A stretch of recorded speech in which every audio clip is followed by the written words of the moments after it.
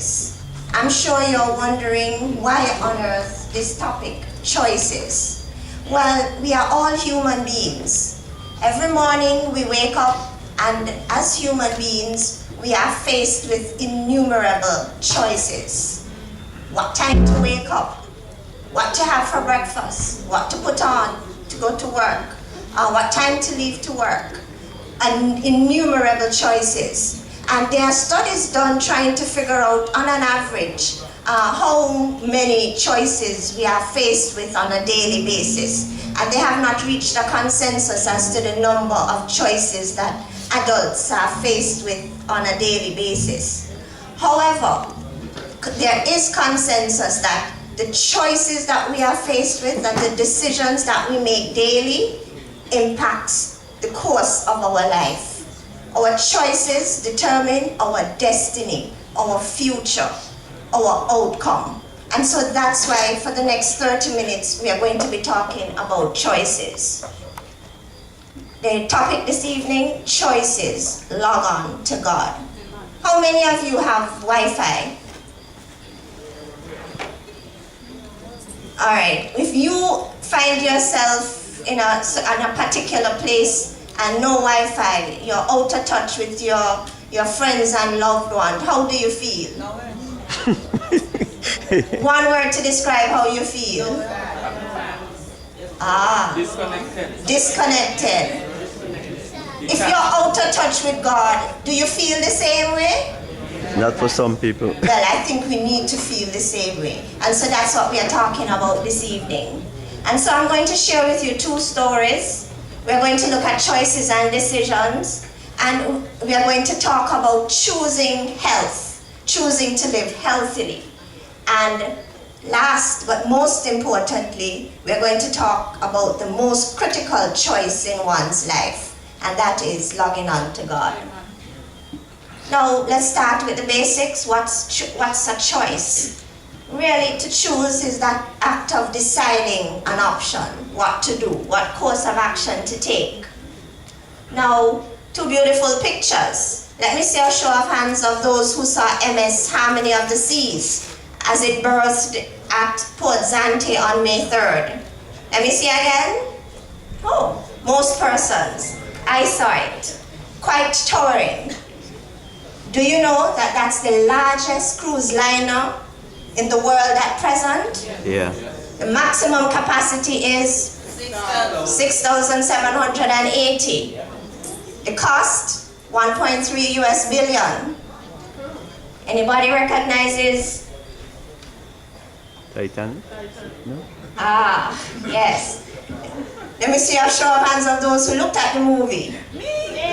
Wow, everybody looked at the movie. All right, so we all know the story.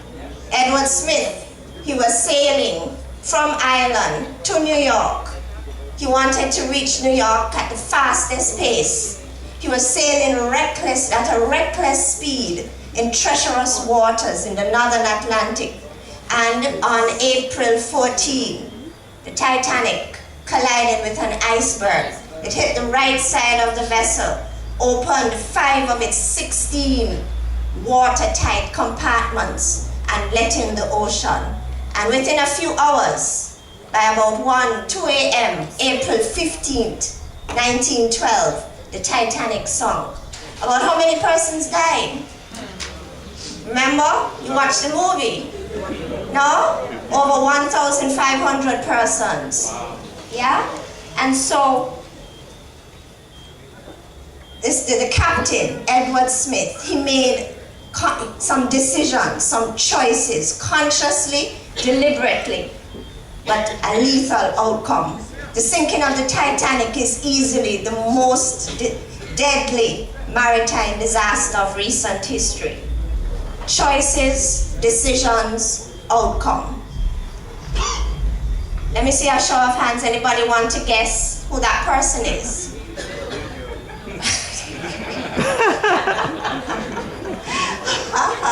Alright, so yes, you got me there. Alright, so that's me in the 1980s when I left St. Kitts for medical school. I grew up with my parents. My father, my mother, devout Christians. My father was very serious. I'm sure if you speak to my siblings, they would say he was, almost a fanatic, but very serious Christian. So we grew up with strong Christian principles. So we had to go to church every Sunday morning, every Sunday night, every Wednesday night. All right? And so I have a rich Christian background. Then I thought he was very strict and I didn't realize the value of it. However, now as an adult, a middle-aged adult, I value my upbringing very, very much. Amen. I left for medical school in the 1980s, and during medical school I continued going to church, continued reading my Bible, continued praying. However, after graduation came internship. As you know, the period of internship is very intense. You have to work 24/7. Sometimes you're on duty on the weekend. You start working 8 o'clock Saturday morning. You don't finish until 4:30 Monday afternoon. Wow. So in retrospect, I'm trying to remember, when did I stop going to church? But I'm thinking it's somewhere in between my internship years. And so a decision, I made a choice, a decision, stop going to church. Now, over those period of years, ladies and gentlemen, what I can say is that that decision was unwise, because that led to a series of unwise decisions made on whim, based on my friends, my peers, series of decisions that were not based on data or evidence, and it led to a lot of crises. And so, again, choices, decisions, outcome. And so let's fast forward a few years. I got married.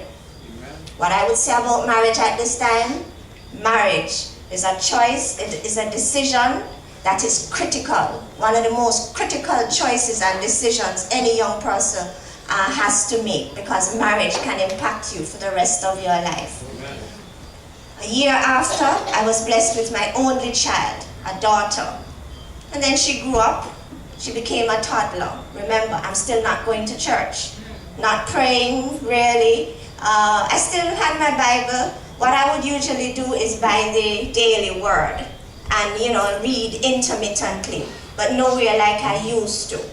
And then my daughter is growing up, she's a toddler, and I realized, well, she's growing up not knowing God, not knowing who He is. And based on my own upbringing, and my mother and father and how they brought us up, I realized, no, that's not acceptable. And so I made a decision, a conscious, deliberate decision, to start going back to church for my daughter's sake, such that she would know who God is and develop a relationship with Him. And so we started going back to church, and everything was going, okay. Remember, I'm going back to church, the main reason for my daughter, not really for me. However, the Lord had other plans. He started working on me, and the Holy Spirit started, urging me to read more, to pray more. And then, what happened?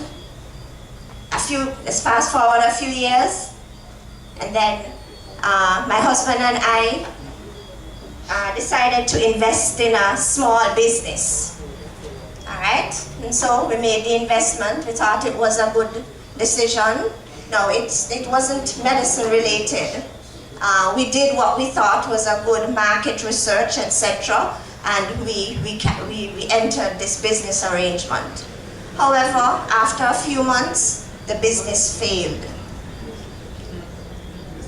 Our friends tried to comfort us and said, look, based on US data, most businesses, or 50% of the businesses, do not survive their first year. Yes, that was comforting, but the reality in our home was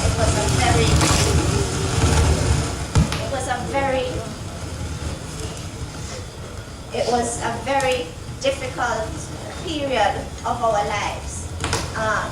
We were both working, salaries coming in. However, we had living expenses, and we also had to pay back the loan from the bank.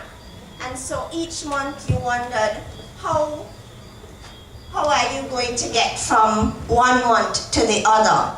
And for me, that was a very, very difficult period of our lives.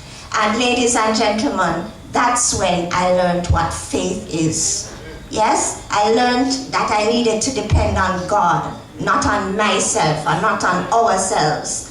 I learned that faith is knowing emphatically that God can and will in your difficult situation.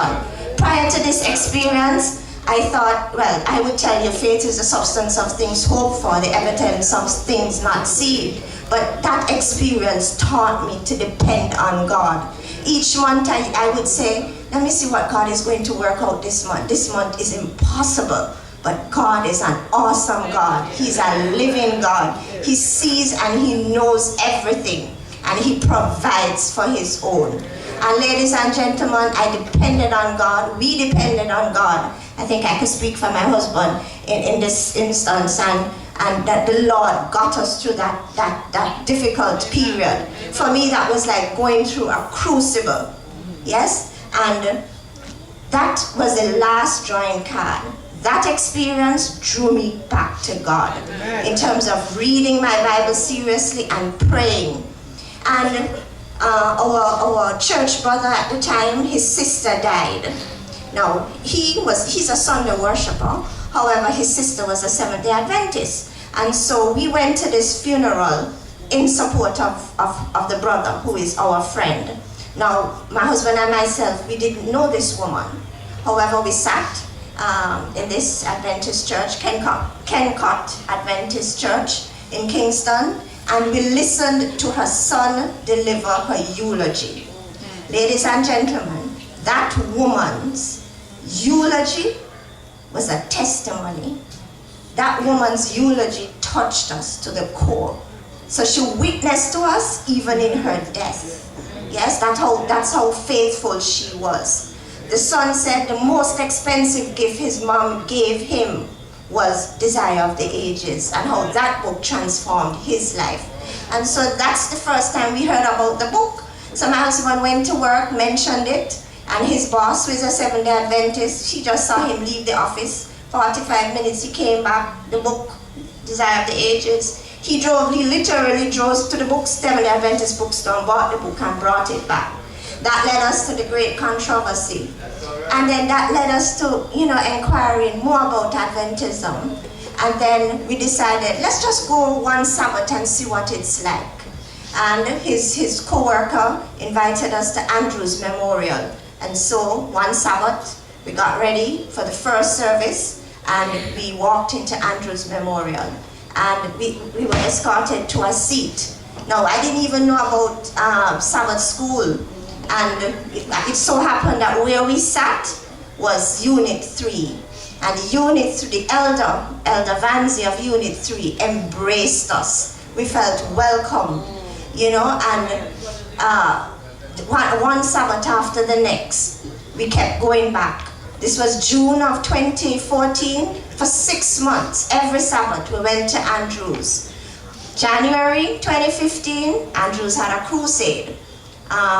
Elder King and his wife came from New York to Andrews, and they had a crusade. We attended all the meetings, and at the end of it, I stood up.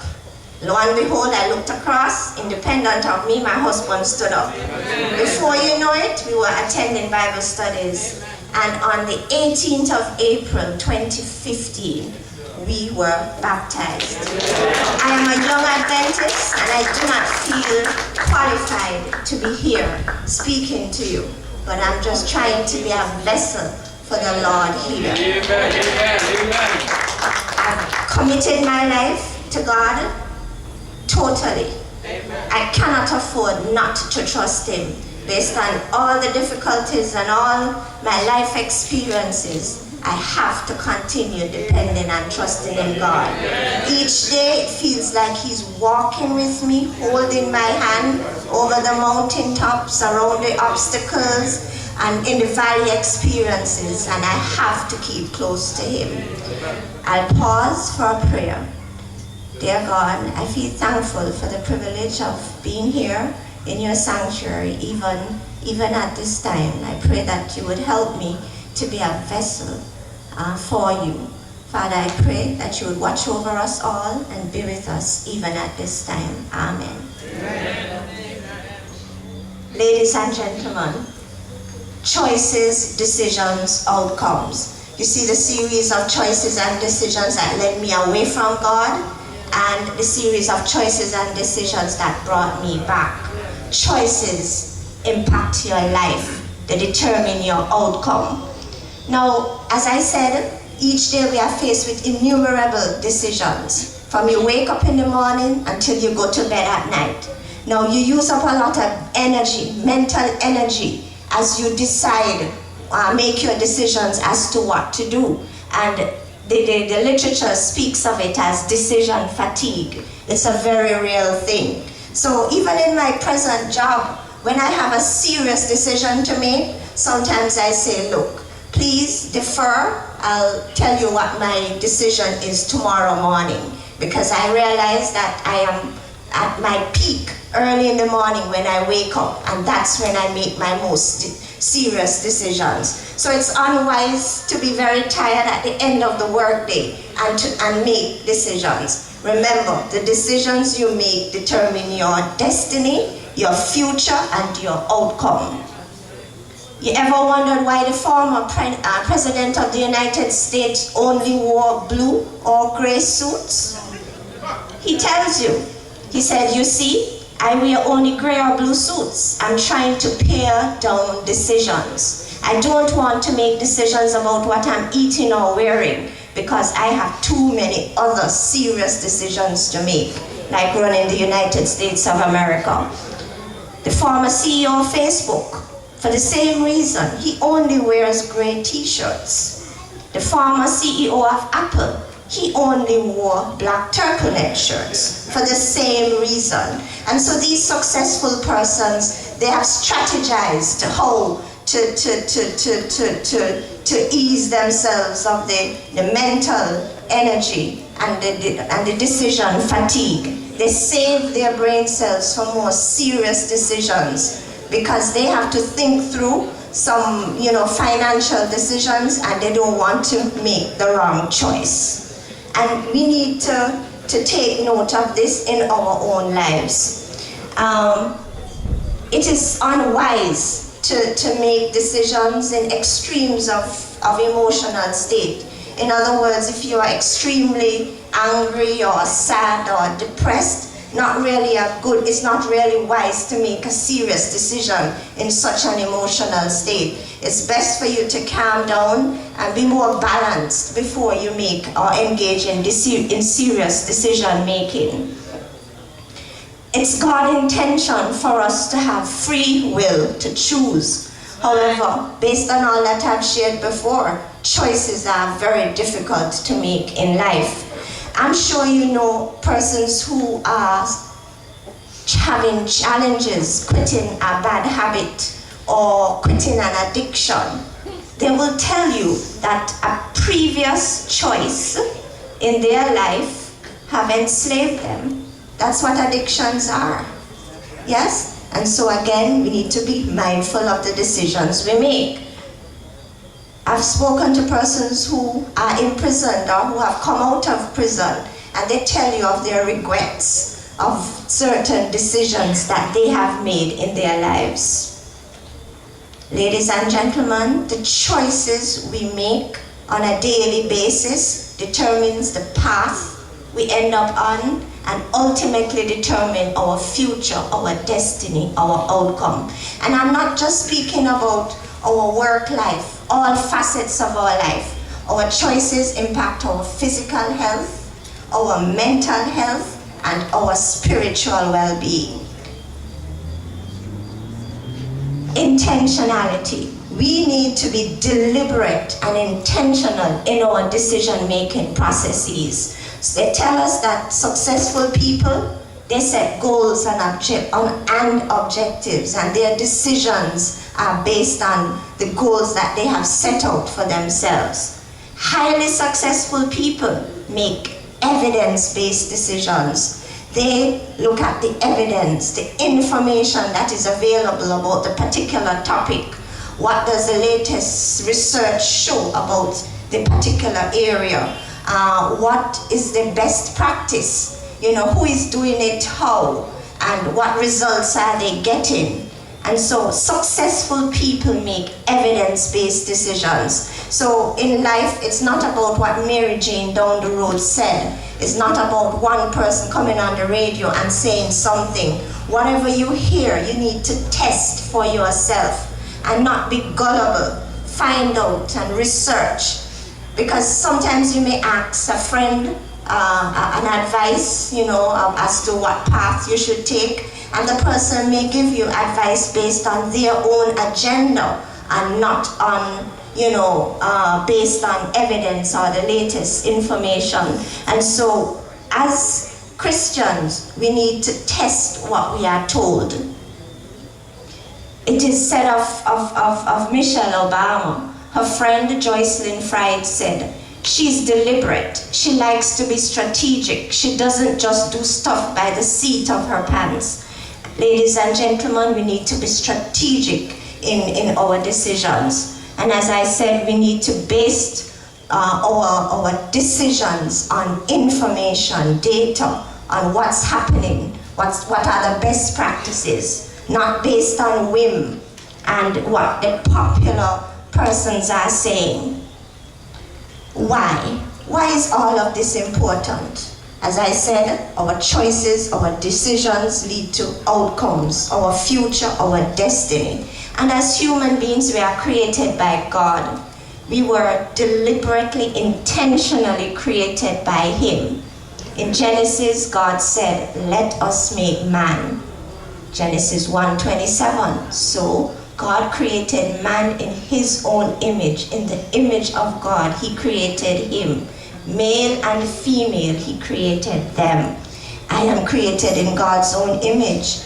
You and everybody here, we are created in God's own image. So what does that mean? It means that I am valuable in God's sight. You are valuable in God's sight. We are very important to God. And it also means that we are, in God's sight, we are all equal. Amen. Yes, we are all equal. And so, by virtue of that, we need to respect our bodies. 1 Corinthians 6:19 says, and I read, "Or do you not know that your body is the temple of the Holy Spirit who is in you, whom you have from God, and you are not your own?" We are not our own. And as part of our worship to God, we need to maintain our health and take care of our bodies. When I say take care of our health, what do I mean? Health is not just the absence of disease. What is health? Health is being healthy. Being healthy means being mentally alert. Being healthy means being emotionally well adjusted. Being healthy means being physically well.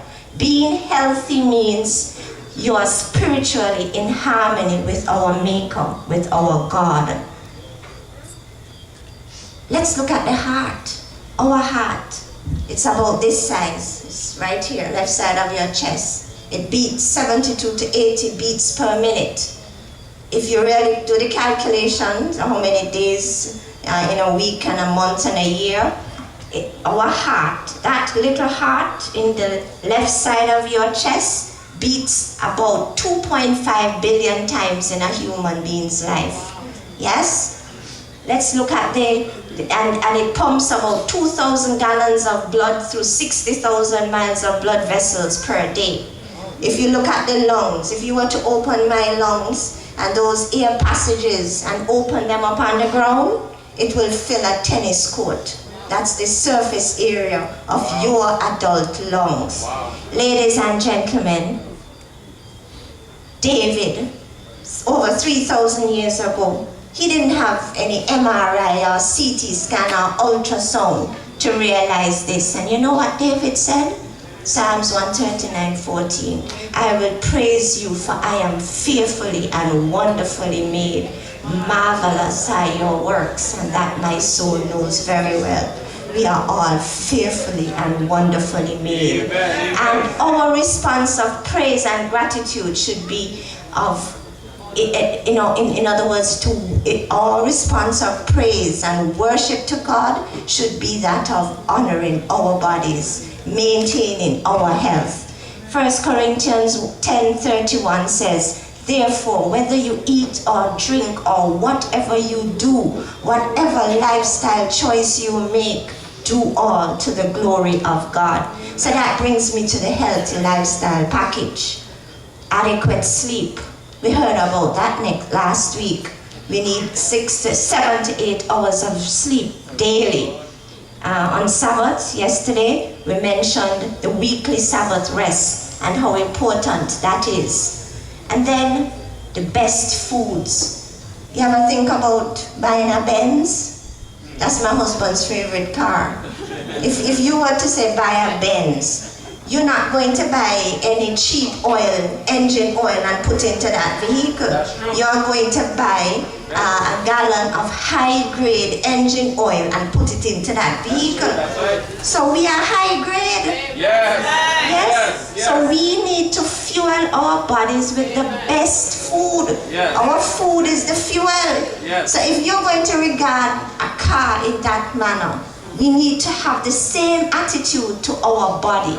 Alright? And the best diet for optimum health is a diet that is rich in plants, fruits, vegetables. A balanced diet that is primarily plant-based provides the essential nutrients for good health and reduces the risk of disease. So we need to be mindful of the quality of the food we eat, unprocessed, unrefined, the variety. We need to have a balanced diet, fruits, vegetables, starches with our grains, cereal. So if you have a plate of food, at least half of your plate should be colored. Fruits, vegetables, right? And then quarter of your plate should be your protein, all right? Peas, beans, legumes, yes? And then the other quarter should be starch, all right? And then you need to choose the unrefined. So the yam and the banana versus the white rice. And so variety is very important. And be moderate in the fats, oils, the sweets, and the salt. And in terms of portion sizes, that's important because it's the portion sizes that's going to help you to maintain adequate weight for your height and prevent you becoming overweight or obese. So we have to be very particular about portion sizes. And I think that's one of the biggest challenges we have here in St. Kitts and Nevis, the portion sizes. You ever go to buy food on the road and you see the amount of rice? Actually, it's pure rice. And then they stay from a mile and throw in the vegetables. That's how little bit the vegetables is in the plate of food. Yes? I said earlier, a plant-based diet. Why? It was our Creator's intention. Genesis 1:29 tells us. Yes? And I think it's God's intention for us to have a plant-based diet. Avoid highly refined processed foods. I said that already. We have to avoid alcohol, caffeine, no pork, no smoking, regular physical exercise. I won't say much about that tonight because we're going to go into detail about that tomorrow. But it's important because it's the exercise and the adequate portion sizes that's going to help us to maintain the recommended weight for height. Alright, so this is the healthy lifestyle package that I want to sell you tonight. Yes? Adequate sleep and the Sabbath's rest, a balanced diet, primarily plant-based, physical exercise, try to maintain recommended weight for height, no caffeine, no smoking, no pork, no alcohol, and then guess what? What's the reward? Extra years of life and quality years. That's the end result. Amen. but don't take my word for it. If you're a skeptic, don't accept my word for it. Let me show you the evidence. Alright, studies have shown that the genes that we inherit from our parents are responsible for only 30% of our longevity. The other 70% is determined by lifestyle, diet, exercise, weight, a non-use of alcohol, tobacco, family and social life, and access to medical care. So our lifestyle contributes a big percentage contributes much to our longevity. Yes, the evidence says that. You realize where that article was coming from? The Washington Post, and it was published in April of this year. Again, evidence. As I said earlier, when you hear stuff, test it. Find out what is the evidence. All right, now some studies are being conducted in Loma Linda, California, involving a religious group similar to ours. And they looked at in this religious group, you had a number of persons who are strict vegetarians and a number of persons who are non-vegetarians. And what did they find? They found that amongst those who just have plant-based food, there was less hypertension, lower evidence or risk of high cholesterol, lower risk of diabetes, lower risk of inflammation in the body, and less problem with obesity, and lower risk of developing cancer. So these were what the studies found. So I told you that we need to go plant-based. This is the evidence. All right? They went a step further. They looked at the Californian persons who are part of this religious group, and they compared them with their Californian non-religious counterparts. And guess what they found? They found that the males who are part of this religious group lived as many as 7 years longer than their Californian non-religious counterparts. And the females lived 4 years longer. And guess what? This religious group practices or adopts the lifestyle package that I just presented. All right? And so that's the evidence. I'm not just talking off the top of my head. And talking about evidence, even Daniel, there was a test, a little study done in the book of Daniel. Daniel 1, 12 to 13. Remember when Daniel said that he wasn't going to partake of the portion of the king's delicacies? He told the guards, he said, look, test your servants for 10 days and let them give us vegetables to eat and water to drink. And at the 10 days, compare us with those who partook of the king's delicacies, and we all know what the outcome of that test was. And so that's the evidence, my brothers and sisters. What this says is that as humans, we have on average a genetic blueprint that allows us to get to a very old age. If we take advantage of that blueprint, we get to almost 90. If we fight it by living a life that is not in keeping with this healthy lifestyle, we die very young. All right, and so our health status, our longevity is a matter of choice. Again, choice. All right, now I see her get up, so I think I'm out of my time. But health is a gift from God, and God, we are meant to be stewards of our health and our bodies. And ladies and gentlemen, I am encouraging you to choose health. All right, and then there's a spiritual health, and then there's faith. Now, faith is fundamental to our existence. We all believe in something as human beings. Right. All right, so another critical choice in our life is what we believe in, or our faith. As I've said to you, I've chosen to believe in God, our Creator. And based on all my life experiences so far, that provides me the evidence for this. And I'm suggesting that we do the same. And so this brings me to the most critical choice that we have to make in life, and that is logging on to God, choosing God. There's no data plan required, no password required. It's open access. All right, we can just pause and pray and reach our Father in heaven.